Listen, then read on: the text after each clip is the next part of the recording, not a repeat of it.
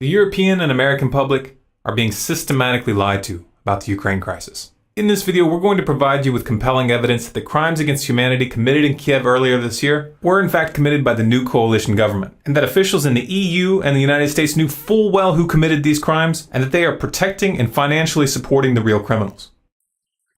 On February 20th of 2013, the world was shocked by video footage of snipers firing on protesters in Kiev, Ukraine. 21 people were murdered, and it was widely assumed that President Viktor Yanukovych and his supporters were behind the attacks. However, a phone conversation between EU Foreign Policy Chief Cathy Ashton and Estonia's Foreign Minister Urmas Paet, which was leaked to the public on March 5th, reveals that the snipers were actually from the new coalition government, and that Western diplomats knew this and covered it up. Yeah.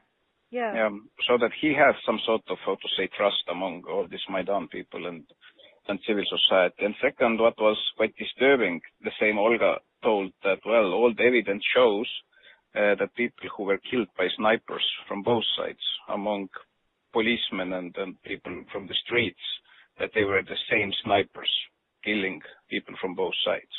Well, that's.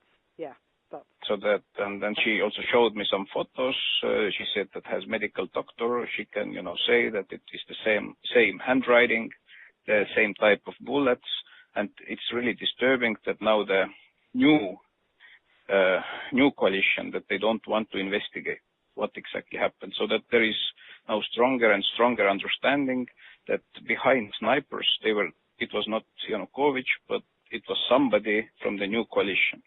For some reason, the US media didn't think that little detail was worth covering. But wait, I thought the opposition protesters were just peaceful activists who wanted a chance to join the European Union. Well, yeah, that's the official narrative that the US media outlets are peddling. But the real story is far more ominous. It turns out that the most powerful and influential contingent in the opposition is a coalition of literal fascists and neo-Nazis. And they aren't peaceful. In fact, they're extremely brutal.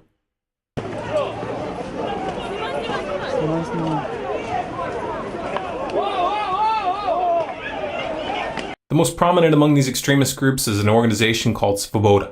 The Svoboda Party, which traces its roots to the Ukrainian Partisan Party of World War II, was loosely allied with Nazi Germany. Until 2004, Svoboda had been called the Social Nationalist Party, a deliberate reference to the National Socialism of the Nazis. And we're not throwing the term neo-Nazi around here as an empty slur. The leader of Svoboda, Oleg Tanibok, has openly targeted Jews and ethnic Russians in Ukraine for many years. In 2004, he was kicked out of Viktor Yushchenko's government for a speech calling for Ukrainians to fight against a, quote, Muscovite Jewish mafia. And in 2005, he signed his name to an open letter to the leadership of Ukraine entitled, Stop the Criminal Activities of Organized Jewry. And none of this was a secret. The BBC was already reporting on the danger that Svoboda's rise posed back in 2012. And the EU passed a resolution that same year condemning Svoboda as, quote, racist, anti-Semitic, and xenophobic. Yet somehow the US government thought it was appropriate to back these extremists. This is a picture of Victoria Nuland from the US State Department meeting with Oleg Tanibok in February. And this is a picture of Senator John McCain sharing a stage with Tanibok in December. But why would the US government work with neo-Nazis? Because they thought that they could control the situation. They thought that they could install their puppets behind the scenes and manipulate the situation in their favor. That same Victoria Nuland who met with Svoboda in February was caught on another leaked call discussing who they would put in power. What do you think? I think we're in play. The Klitschko piece is obviously the complicated electron here, especially the announcement of him as deputy prime minister. And you've seen some of my notes on the troubles in the marriage right now, so we're trying to get a read really fast on where he is on this stuff. But I think your argument to him, which you'll need to make, I think that's the next phone call we want to set up, is exactly the one you made to Yachts. And I'm glad you sort of put him on the spot on where he fits in this scenario. And I'm very glad he said what he said in response. Good. So I don't think Klitsch should go into the government. I don't think it's necessary. I don't think it's a good idea. Yeah, I mean, I guess you think, in terms of him not going into the government, just let him sort of stay out and do his political homework and stuff. I'm just thinking, in terms of sort of the process moving ahead, we want to keep the moderate Democrats together. The problem is going to be Tanibok and his guys. And, I'm sure that's part of what Yanukovych is calculating on all of this. I think Yats is the guy who's got the economic experience, the governing experience. He's the guy, what he needs is Cleach and Tony Book on the outside. He needs to be talking to them 4 times a week, I just think Cleach going in, he's going to be at that level working for Yatsenyuk. It's just not going to work. Yeah, no, I think that's right. Okay. The mainstream media tried to draw your attention away from the important part of that conversation by focusing on the fact that she used a cuss word when referring to the EU. Did I write you that this morning? Yeah, I saw that. He's now gotten both Sari and Ban Ki-moon to agree that Sari could come in Monday or Tuesday. Okay. So that would be great, I think, to help glue this thing and have the UN help glue it. And, fuck the EU.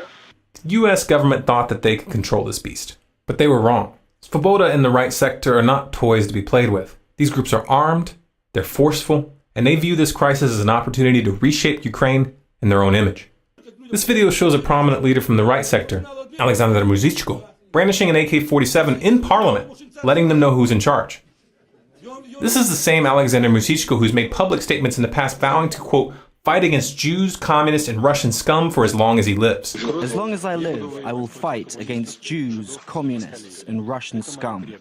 Apparently, the US government has been a little slow to catch on to the fact that their hand has been exposed.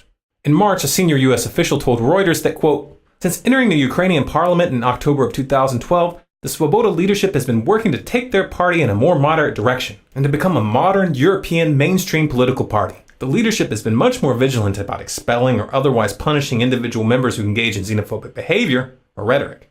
Oh, so it's okay to use known neo-Nazi groups to topple a government as long as their leaders keep their people from saying anything stupid in front of cameras for a few months. The reality of the matter is that, as ridiculous as this position makes Washington look, they're trapped. They can't deny that Svoboda and right sector are running the coalition government when Svoboda holds 5 senior posts, including the deputy prime minister position. And the right sector's Dmitry Yarosh is now the country's deputy secretary of national security. But what about that dramatic video, I Am Ukrainian, that went viral as the crisis was unfolding? It was so compelling, so heart-wrenching. Yeah, but who made it?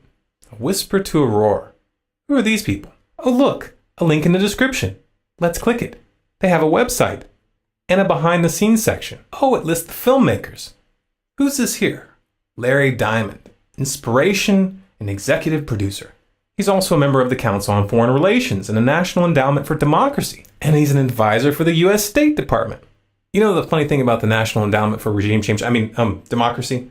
Is that even though they call themselves an NGO, they get virtually all of their money from the U.S. federal government. You can easily verify this by downloading their annual financial disclosures. I'm sure it's just a coincidence that the NED has been pouring massive amounts of money into Ukraine to, quote, strengthen democracy and civil society. That sounds nice, doesn't it? Democracy, civil society. Of course, by now you've realized that when they talk about spreading democracy, what they really mean is regime change. And they are willing to work with the most despicable elements when it's expedient. This is exactly the same game as they played in Syria. The US government funded known extremists, literal terrorist organizations who have been documented massacring whole towns. And even after those extremists used sarin gas on thousands of civilians and got caught by the UN, Washington still covered for them. Even to this day, they are still funding those murderers. They are still training them. And they are still sending them weapons. There's a word for that. State-backed terrorism. But the situation in Ukraine didn't unfold as planned. The Parliament of Crimea in the south of Ukraine voted to secede. And they're putting the decision up for a public referendum on March 16th. The US government claims that this referendum is unconstitutional and says that they won't recognize Crimea's decision as legitimate regardless of the outcome. So a foreign-backed neo-Nazi coup which takes control of the government without a vote is constitutional, but a declaration of independence placed to a general vote is not? Seriously, that's the best you guys can do? Who writes these scripts? Take a step back and look at the pattern. The real stakes of this drama are much bigger than Ukraine or Syria. And these are not random or isolated events. We are witnessing the final stages of a geopolitical chess game that is designed to end in war. But in order to get that war, they need to convince you, the public, that they didn't see this coming. They need you to believe that the other side was the aggressor. They're counting on you not paying attention to the fact that Obama signed an order targeting Russia with sanctions this past week and revoking the visas of a number of Russian diplomats. They're counting on you not noticing that Russia had warned that such a move would result in Russia dropping the dollar and encouraging others to do so as well. Oh, and did I mention that China is on Russia's side in this conflict? The same China who keeps our economy afloat by loaning us more and more money. That's a brilliant idea. start an economic war with China. These people are counting on you to be too naive to realize that economic warfare invites physical warfare. They're playing chicken with your children's future, and they think you're too stupid to connect the dots. Prove them wrong. We highly recommend that you verify the information presented here for yourself. In the description, you'll find a link to a page on our website which lists all of our sources. If you'd like to keep up with what's really going on in the world, go to our website, scgnews.com, and sign up for email updates. If you sign up for these updates, you'll get notified of any new articles or videos that we put out. And this is important because we're able to put out a lot more content covering a lot more topics in article format than we are in video. You can also find us on Facebook, Twitter, and Google+, by searching for Storm Clouds Gathering or SCG News.